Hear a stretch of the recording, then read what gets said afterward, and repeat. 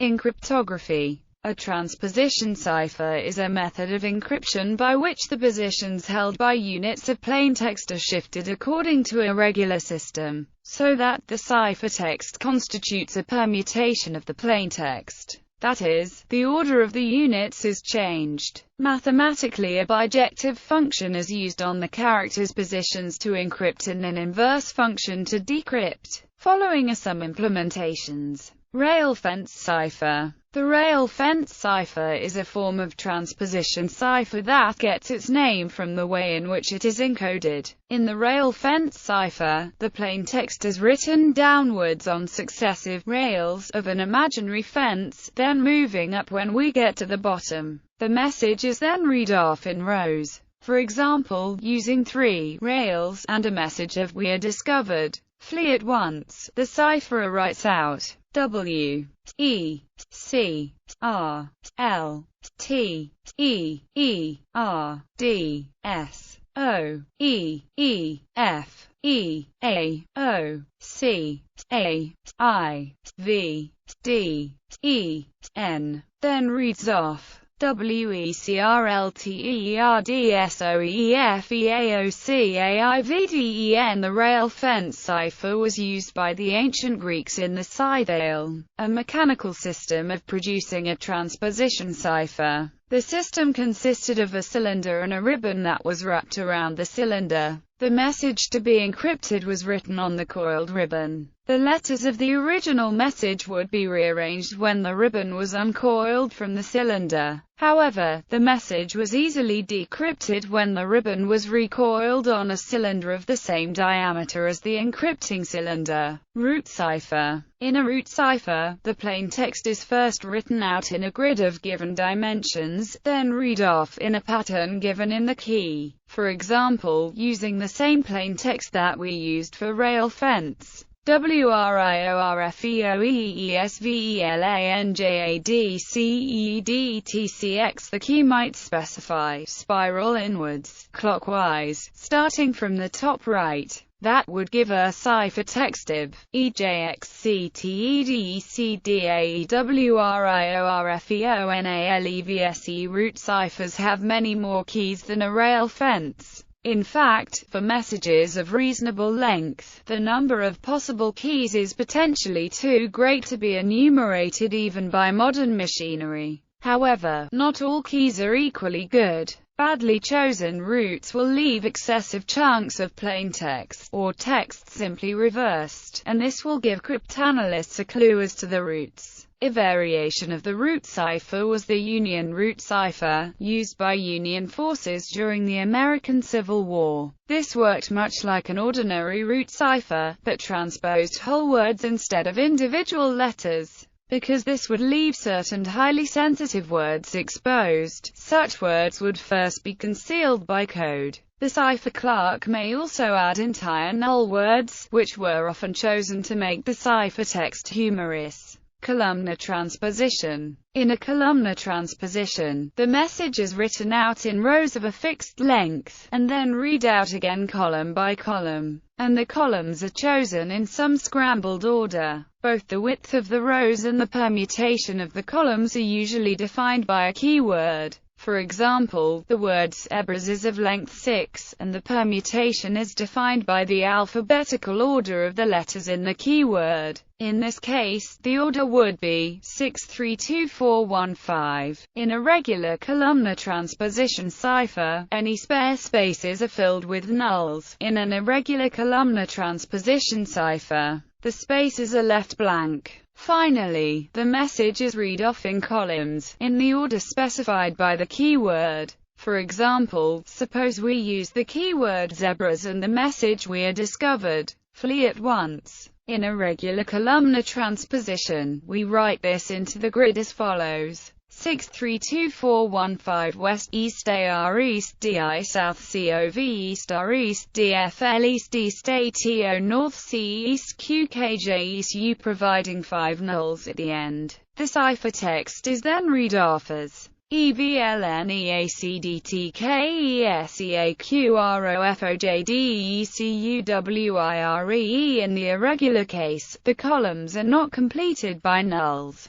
632-415 West East AR East DI South COV East R East DFL East East ATO North C East. This results in the following ciphertext: EVLNACDTESEAROFODECWIRE. To decipher it, the recipient has to work out the column lengths by dividing the message length by the key length. Then he can write the message out in columns again, then reorder the columns by reforming the keyword. In a variation, the message is blocked into segments that are the key length long, and to each segment the same permutation is applied. This is equivalent to a columnar transposition where the readout is by rows instead of columns. Columnar transposition continued to be used for serious purposes as a component of more complex ciphers at least into the 1950s. Double transposition. A single columnar transposition could be attacked by guessing possible column lengths, writing the message out in its columns,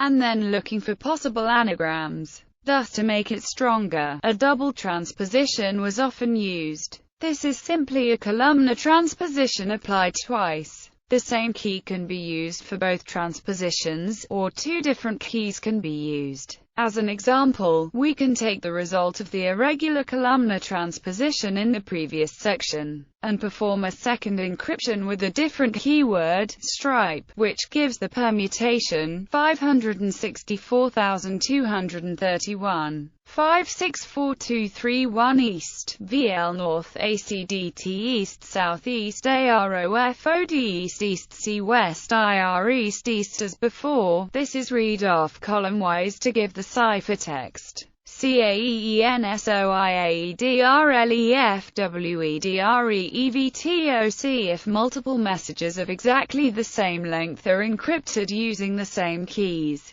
they can be anagrammed simultaneously. This can lead to both recovery of the messages, and to recovery of the keys. During World War I, the German military used a double columnar transposition cipher, changing the keys infrequently. The system was regularly solved by the French, naming it UBCHI, who were typically able to quickly find the keys once they'd intercepted a number of messages of the same length, which generally took only a few days. However, the French success became widely known, and, after a publication in Le Matin, the Germans changed to a new system on 18 November 1914. During World War II, the double transposition cipher was used by Dutch resistance groups, the French Maquis and the British Special Operations Executive, which was in charge of managing underground activities in Europe. It was also used by agents of the American Office of Strategic Services and as an emergency cipher for the German Army and Navy.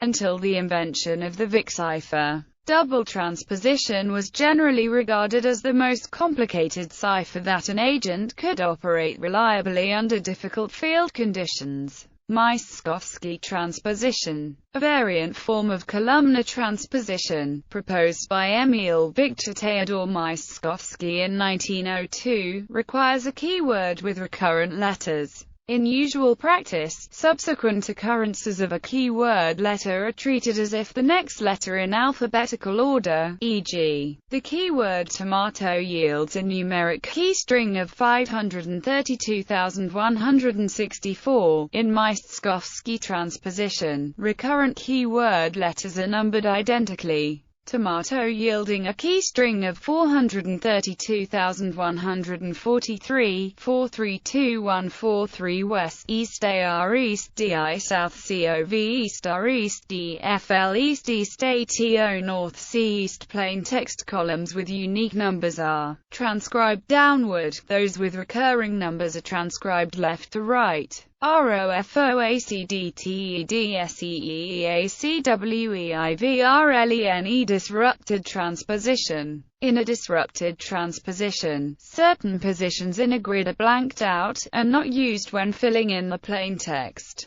This breaks up regular patterns and makes the cryptanalyst's job more difficult. Grills. Another form of transposition cipher uses grills, or physical masks with cutouts. This can produce a highly irregular transposition over the period specified by the size of the grill, but requires the correspondence to keep a physical key secret. Grills were first proposed in 1550, and were still in military use for the first few months of World War I. Detection and cryptanalysis. Since transposition does not affect the frequency of individual symbols, simple transposition can be easily detected by the cryptanalyst by doing a frequency count. If the ciphertext exhibits a frequency distribution very similar to plaintext, it is most likely a transposition. This can then often be attacked by anagramming, sliding pieces of ciphertext around, then looking for sections that look like anagrams of English words, and solving the anagrams. Once such anagrams have been found, they reveal information about the transposition pattern, and can consequently be extended. Simpler transpositions also often suffer from the property that keys very close to the correct key will reveal long sections of legible plaintext, interspersed by gibberish. Consequently, such ciphers may be vulnerable to optimum-seeking algorithms such as genetic algorithms. A detailed description of the cryptanalysis of a German transposition cipher can be found in Chapter 7 of Herbert Yardley's The American Black Chamber Combinations.